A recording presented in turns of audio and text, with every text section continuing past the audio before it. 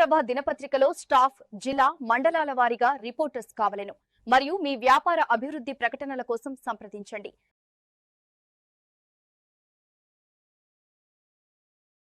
నమస్తే, welcome to AP news.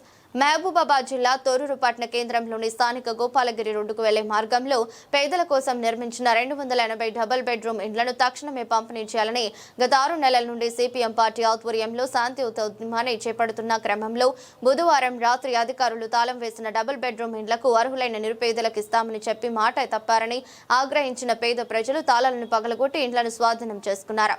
ఈ సందర్భంగా సిపిఎం పార్టీ మండల కార్యదర్శి ఎండి యాకూబ్, సిపిఎం జిల్లా సభ్యుడు బొల్లం అశోకులు సంయుక్తంగా మాట్లాడుతూ అధికారులు ఎన్ని అడ్డంకులు సృష్టించినా డబుల్ బెడ్రూమ్ ఇండ్లను పేద ప్రజలకు ఇచ్చేంత వరకు ఉద్యమాన్ని ఆపే ప్రసక్తే లేదని హెచ్చరించారు। ఇప్పటికైనా స్థానిక ఎమ్మెల్యే యశస్విని రెడ్డి స్పందించి పేద ప్రజలు చేస్తున్న న్యాయబద్ధమైన ఉద్యమాన్ని గుర్తించి ఇండ్లను పంపిణీ చేయాలని కోరుతున్నారు। ఇటు విషయంపై స్థానిక ఎస్ఐజీ ఉపేందర్ తెలిపిన వివరాల ప్రకారం ఇండ్లను అక్రమంగా ఆక్రమించుకున్న వారిపై స్థానిక ఎంఆర్ఓ ఇచ్చిన ఫిర్యాదుపై నాన్ బెయిలబుల్ కేసులు నమోదు చేయడం జరిగిందని, ఇలాంటి చట్టవిరుద్ధ చర్యలకు పాల్పడిన వారిపై కఠిన చర్యలు తీసుకుంటామని తెలిపారు। మన పేదల పట్ల అభిమానంతో మన మీడియా అందరూ వచ్చారు। వారికి ముందుగా మన డబల్ బెడ్రూమ్ల పోరాట కమిటీ తరపున అభినందనలు తెలుపుతూ,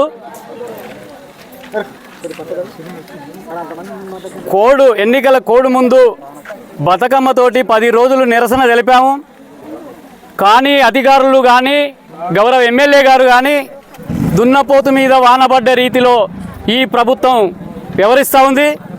ఎందుకంటే ఎమ్మెల్యే గారు బతుకమ్మల కాడికి రావచ్చు, ఎవరన్నా ఫంక్షన్ అయితే రావచ్చు, ఇవన్నిటి కాడికి కూడా అటెండ్ కావచ్చు, కానీ పేదలు కూడు లేని పేదలు ఇక్కడ డబల్ బెడ్రూములు కట్టి 4 సంవత్సరాలు అవుతూ ఉంది।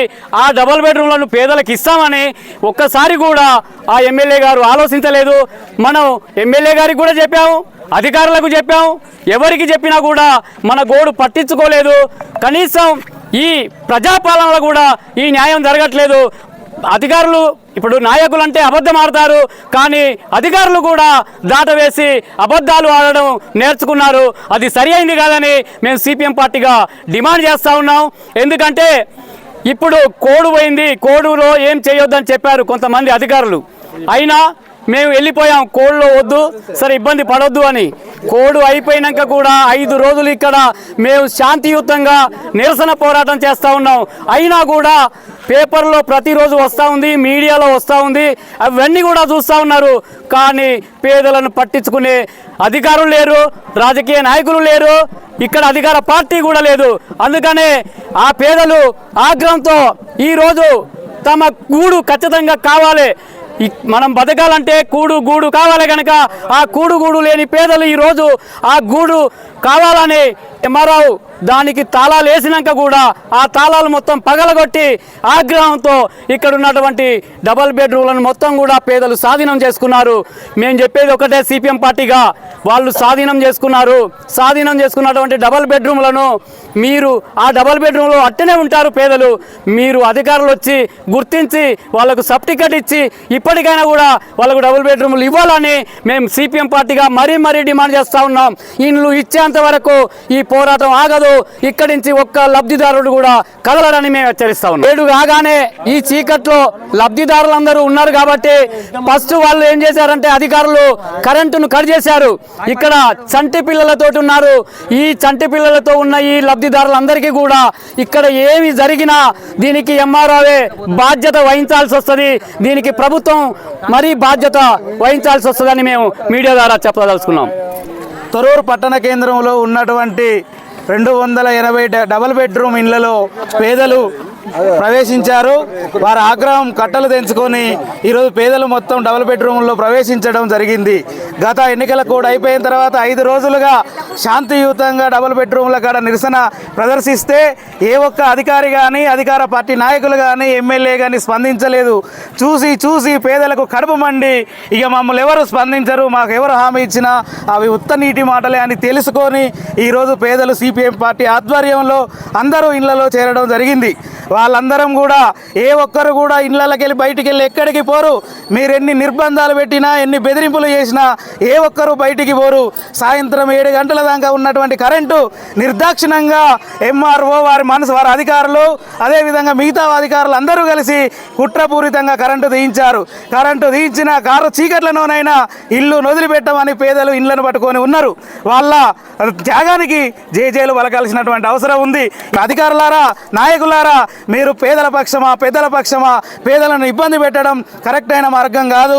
పేదల కోసం ఉండేటువంటి అధికారులు కానీ ఎమ్మెల్యే కానీ నాయకులు కానీ ఉంటే ఈ ఎమ్మటే పేదలకు డబుల్ బెడ్రూమ్ ఇళ్ళ పట్టాలు ఇప్పించాలని, లేని ఏడల రేపు అధికారులు కానీ అదేవిధంగా అధికార పార్టీ నాయకులు కానీ గ్రామాలల్లో వార్డులల్లో తిరిగితే ఊరుకోమని వాళ్ళందరికీ తగిన బుద్ధి చెప్తామని ఈ సందర్భంగా హెచ్చరిస్తా ఉన్నాం. అధికారులు చెప్పినట్టు మీ ప్రకారం మేము ఆగి 5 రోజుల నుంచి ఇక్కడే ఉంటున్నాం.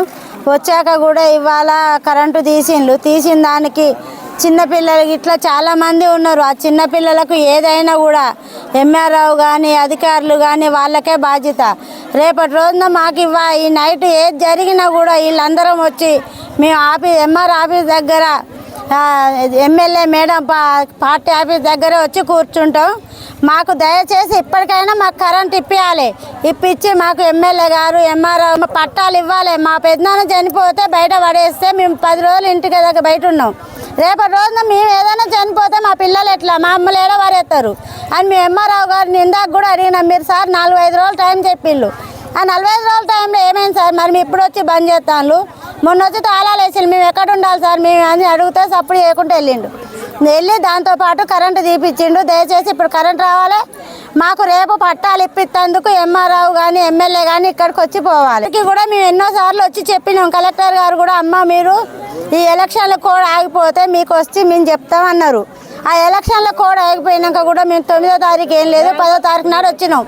10-11కి మేము వచ్చినా కూడా ఇంతవరకు మాకు ఎవరు స్పందించట్లేరు. మా కలెక్టర్ గారు ఇక్కడికి వస్తే మా బాధ అన్నది మేము కలెక్టర్ గారు మాకు ఇచ్చిన హామీలు ఏమిటో వాళ్ళ దయచేసి చేయాలని మేము కోరుతున్నాం. ముందు కూడా 12 రోజులు ఇక్కడ బతుకమ్మ అన్నాం. అప్పుడు ఎమ్మెల్యే కానీ ఎవరు కానీ లీడర్లు కానీ ఎవరు మమ్మల్ని చూడలేదు, రాలేదు. మేము కలెక్టర్ ఆఫీసుకు పోయినాం, ఎంఆర్ఓ ఆఫీసుకు పోయినాం. ఇళ్ళ కోసం పోయినా కూడా మాకు ఎవ్వరు మమ్మల్ని పట్టించుకోలే. మేము పలానా రోజు ఇస్తామని చెప్పిన టైంకి కూడా 5 రోజులు మేము ఆగినాం. ఆగి కూడా ఇప్పటి వరకు కూడా ఎమ్మెల్యే వారు ఆమె మమ్మల్ని గింత కూడా చూడలే. వచ్చి వీళ్ళు ఎట్టున్నారు ఏం కథ అక్కలారా అమ్మలారా అని ఆ రోజు ఓట్ల కోసం వచ్చి అడిగినోళ్ళే కానీ ఇవాళ వచ్చి ఉన్నోళ్ళు ఎవరు లేరు. మాకు ఇండ్లు లేని వాళ్ళం ఇప్పుడు 30 సంవత్సరాల కంచెని ఉంటున్నాం. ఆ ఇళ్ళల్లో మేము కిరాయి కట్టలేక వచ్చి మా తాళాలు మేమే పలగొట్టినాం. మా రూమ్లల్లో మేమే ఉంటున్నాం double బెడ్రూమ్లల్లో. Triveda Web Solutions, SEO, social media, paid ads, website design and branding, all in one place.